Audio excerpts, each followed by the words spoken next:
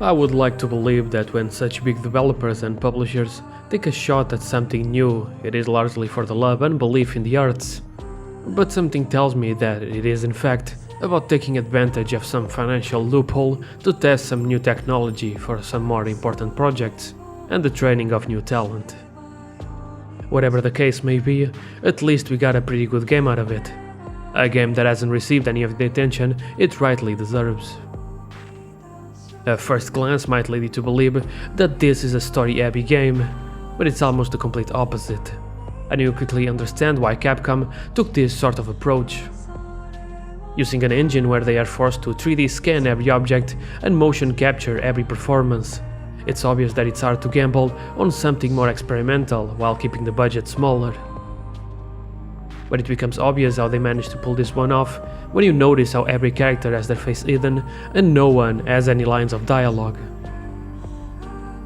That's not to say that they use artistic liberties as an excuse to cheapen out on everything, because I don't think I ever seen such high quality combat animations before. The same could be said for everything else design-wise, reinforcing how their expertise shines through when it comes to the creation of a fantastical setting, putting into question their constant pursuit for photorealism.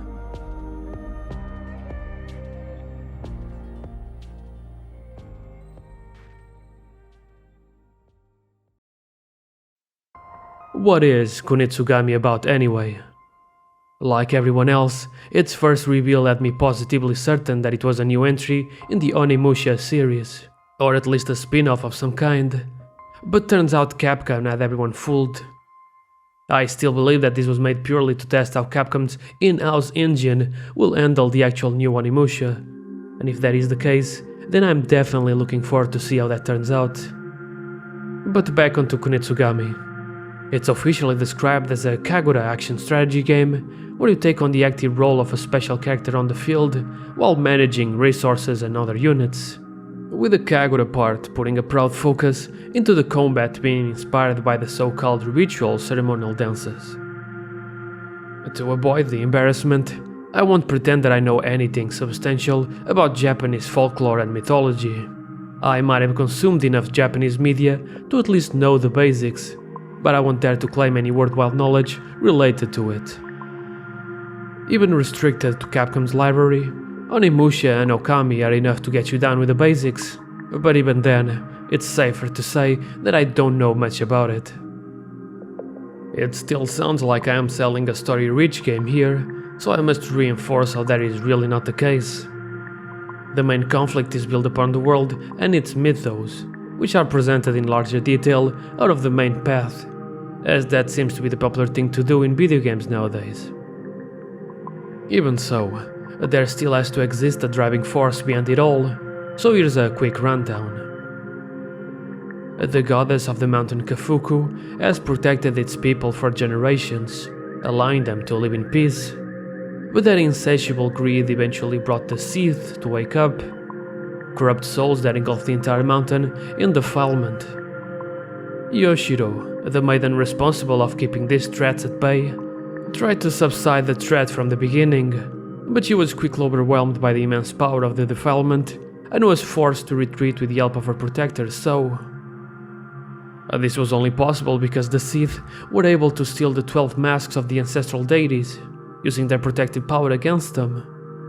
Now the torii gates that were built to protect each village are used as a gateway for the Seath to invade and stop the efforts of Yoshiro and So, as they pilgrimage down the mountain in hopes of completing the ceremony of purification.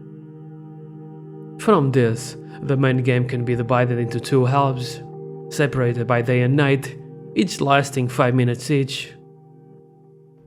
When arriving at a new village, So must quickly scout his surroundings while purging the defilement to the best of his abilities, which in turn will reward them with crystals. This currency is mainly used for two things: carving the spirit path for the maiden, allowing her to reach the corrupted torii gate of the village to purify it, and giving the rolls to the rescue villagers to help against the incoming Seath. The challenge comes from how all of this must be managed before the sun sets, as when the night arrives, hordes of the Seath begin to invade and Yoshiro is forced to keep her ground, while So has to do everything in his power to protect her until the birth of a new day. As they go down the mountain, the journey grows in complexity, adding things like obstacles that require a number of villagers to fix, but which are often mandatory to completely clean the defilement. For each village that you completely clean the excess defilement, you are awarded a unique piece of equipment, so this is a side objective that is highly recommended to keep in mind. There are also broken contraptions strategically placed through each village, which can be fixed by the carpenter to help against the Sith during the night assaults. But as quickly as you can repair these, there is only so much available time, so it's often down to you to make a choice on which contraptions to rebuild that would better accommodate your plans of defense. This cycle will repeat until Yoshiro arrives at the Torii Gate, where everyone gets down with it so hard that the evil gets blown away, which I'll have you know that it is pretty close to real life. It's not common knowledge, but the reason as to why cosmic horrors beyond human comprehension still haven't managed to come anywhere near us is because of how hard we collectively have boogied on down. We almost lost it at the turn of the millennium, but we got lucky and Daft Punk got us pumped enough for the next 1,000 of years. As one of the most influential modern poets of our time has said before, he had no reason to be carefree until he took a trip to the other side of town, and that when he heard that boogie rhythm, he had no choice but to get down, down, down, down, down. What do you think he's talking about here? Eldritch horrors, of course.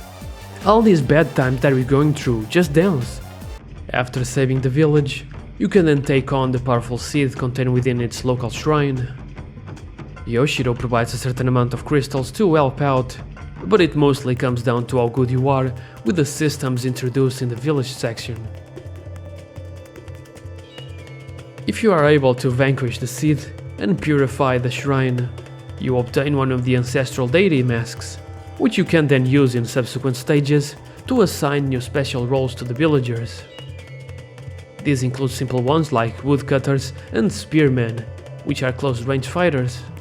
But then you got stuff like Thief, which is really useful during the day to uncover chests and open locked doors for extra crystals. Or the Ascetics, which can slow down the surrounding Sith.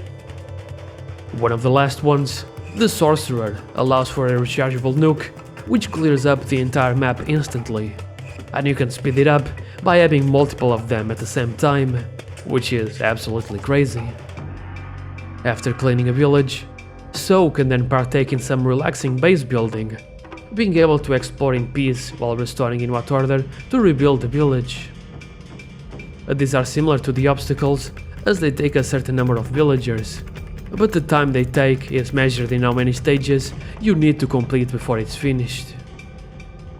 Here you can also find Yoshiro in her little portable shrine, where it's possible to use the Warder Musubi to upgrade everything, from the villagers' roles to Sou's very own skill set.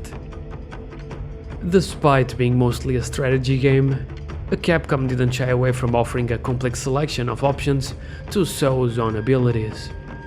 Besides being able to gain convenient unit management skills, it can also change between 3 distinct sword styles.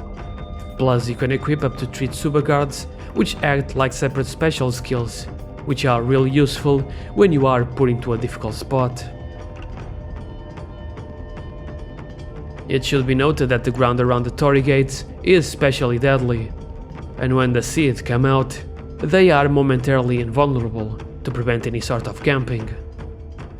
However, you can position yourself with a Shiden style in such a way that you can hit the first motherfucker that has the audacity to come out with a level 3 charge attack, if not only to prove a point to everyone else that still wants to come through. Realizing what genre Kunitsu-Gami was built upon had me worried about how quickly the game would fall into repetition, but I was pleasantly surprised by how they succeeded in leading the player through to the end with barely any recycling of ideas. Running through the gauntlet of modern video game design, they first introduce all of the systems, and when they confirm that the player knows how the flow of the game works, they take advantage of that to create challenges by limiting their abilities. These include stages where there are no villagers and there's only So to keep Yoshiro safe. And of course, the opposite also presents itself eventually, where So loses his physical form and can only order the villagers to protect Yoshiro. There are also stages inside the cavern where, on top of everything else, you also have to keep the lanterns in your path lit to be able to see anything. Or stages where you have to traverse a lake while keeping the seed from sinking your boat. Despite not trying it myself, this serves as a confirmation that these kinds of challenge playthroughs are indeed possible, especially when you consider the sorts of equipment you can obtain to further enhance that sort of playstyle. It's just not going to be that easy, and not something I would recommend for a first run, as Kunitsu-Gami truly shines when you discover your own way of playing by using everything that the game has to offer. When it comes down to it, Kunitsu-Gami is a great game, and by the way I'm presenting it, I might be making it look like it doesn't have any problems, but that is not entirely true. The game is indeed tightly designed and beautifully crafted, but there are times where that actually works against it. For example, the user interface is the absolute antithesis against recent Resident Evil remakes, where all the menus were made so basic that it makes it seem like they had forgotten to finish them before shipping.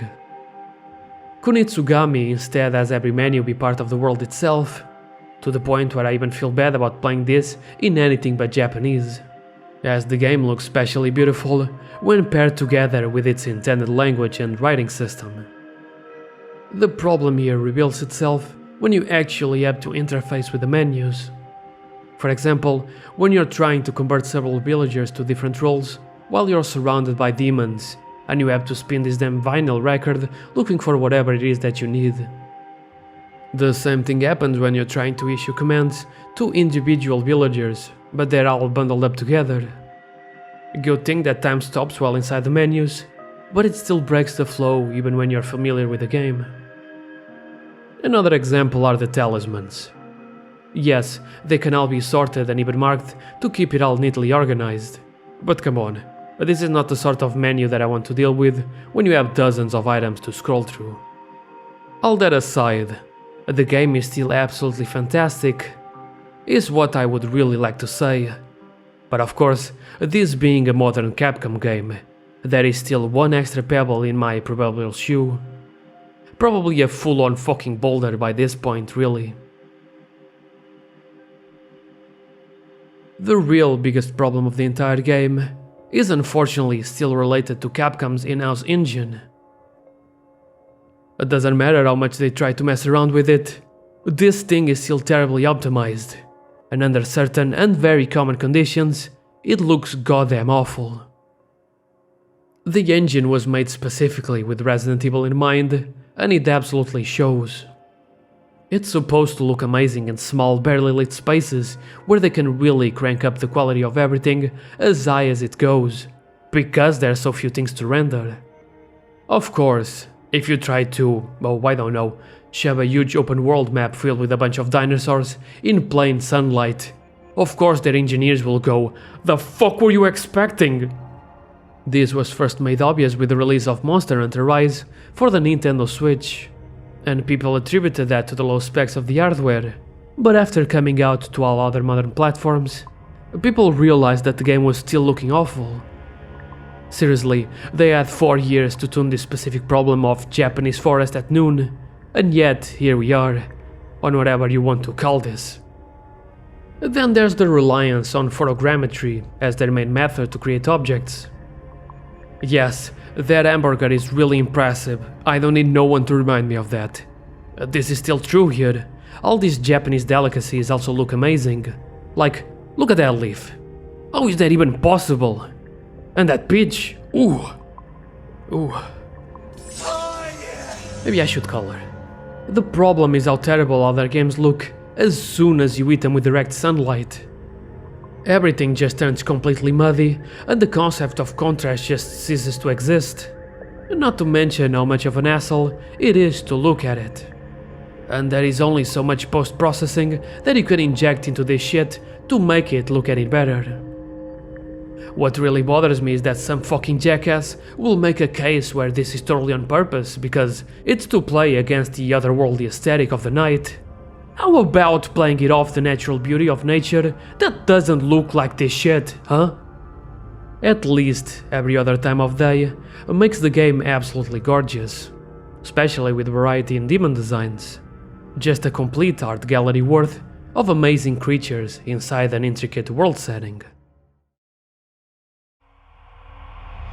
After purifying every village down to the base of the mountain, Kunitsu-Gami remembers that it is a Capcom game and decides to channel some kind of ghost of the past by having you climb all the way back to the top with a boss rush. If you've been doing everything so far, you should be powerful enough to blow up everything in your path, especially since they give you more than enough resources to ham-fist every fight. Afterwards, the final boss is contained to its own separate stage, which is divided into 2 phases, but it ends up being nothing to stress over. The last of the seed are finally exorcised, and Yoshiro absorbs it all, as her body completely turns to stone.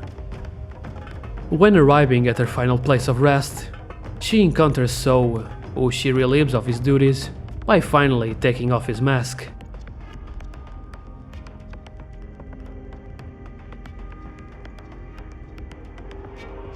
Sometime in the future, Mountain Kafuku is shown to be yet again enjoying a time of peace, as So watches how the new generations begin to forgo their old masks and rituals. And this might all seem pretty rushed over, and that's because it is. If you add every village rebuild up to this point, you might notice that you have all the collectible character plaques besides an awkwardly placed one. This is because after completing the game, you are given the choice to go onto a new path, which is the option to jump into a new game plus. Through this, you are able to start anew with pretty much every metric of progress carrying over to the next playthrough. And as expected of such feature in a post-Demon Souls world, this can be done multiple times with further increasing difficulty. But the real reason to do any of this is that starting from the first New Game Plus, the ending is significantly different. After defeating the final boss yet again, So is not able to purify the last of the seed, revealing that it has been holding onto something really important.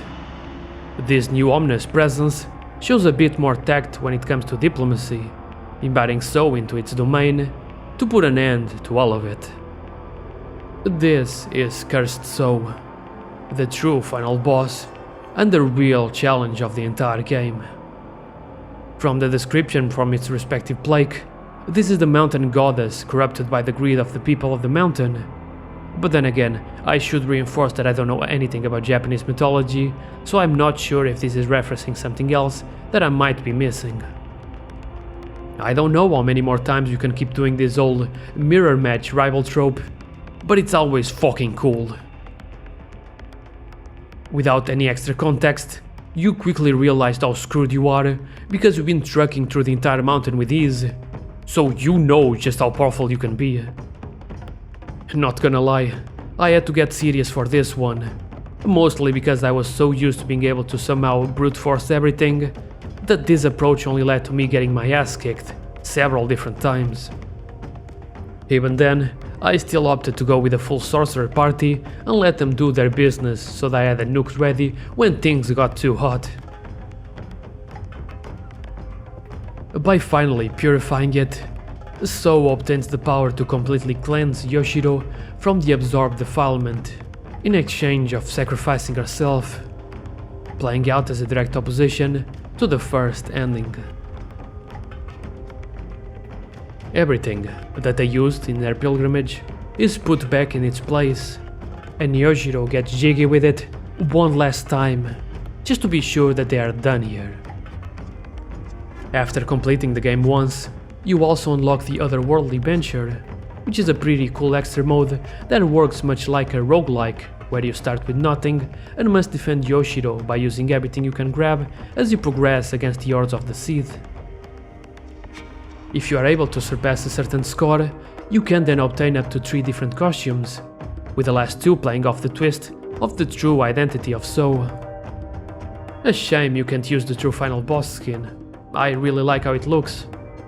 But at least we got the Okami themed outfits for free.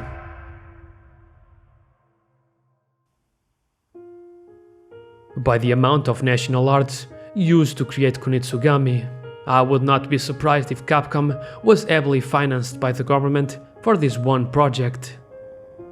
Whatever the case might be, what matters is that Kunitsu-Gami is a wonderful game, but one that I can understand why most people would be put off from playing it. I don't know how to clearly explain it, but it's somehow similar to the wonderful 101, where the miniature aesthetic doesn't seem to resonate well with the general global audience, especially with such an heavy influence from Eastern mythology. Some people are just like that, and honestly that is a shame. Kunitsu-Gami is excellent, and I heartily recommend it to anyone interested.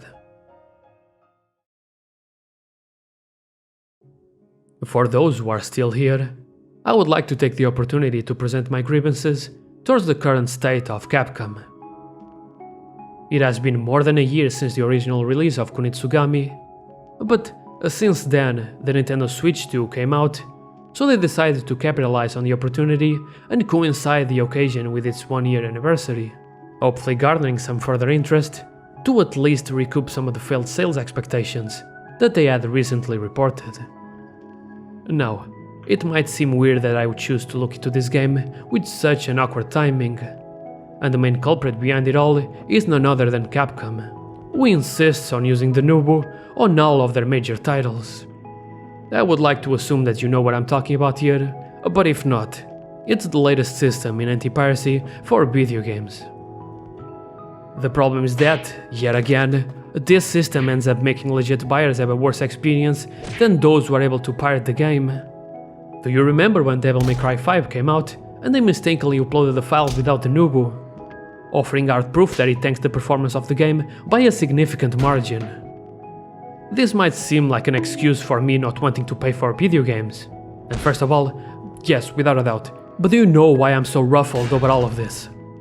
You might have forgotten by this point, but Capcom also released another long-awaited title in 2024, one which I also intended to cover, but ultimately didn't. Yeah, remember this? I surely would like to, but even after having it pre-ordered the moment it was available, upgrading my CPU and waiting for several patches, the game still runs like shit. What's even worse is how, even after 1 full year, they still have fucking the Nubu in there. Like that in-house engine doesn't already have enough problems on its own by trying to run these types of open world games. I am so tired of this fake frame generation bullshit that the industry decided to get into. You want me to ignore the obvious drops in performance by smearing the image quality like 2 wrongs were supposed to make a right? And you want me to pay for that? Don't even get me started with the last Monster Hunter. World was already pushing it, but Wilds really threw itself off a cliff by itself. I would rather go back to the underwater combat of Tri than to deal with whatever they're doing with Wilds. And all of this to say what?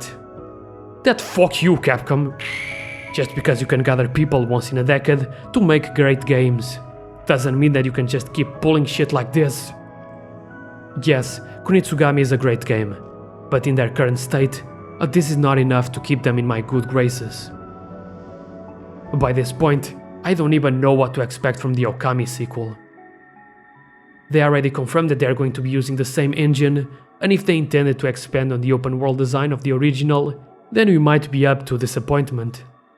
Will a drastic art style that is far from realism be enough to save it? I don't know, but I'll be there waiting, ready to be disappointed. By this point, I really hope they never touch God Hand, not even with their remastering hand. Thanks for watching, and I'll see you on the next one.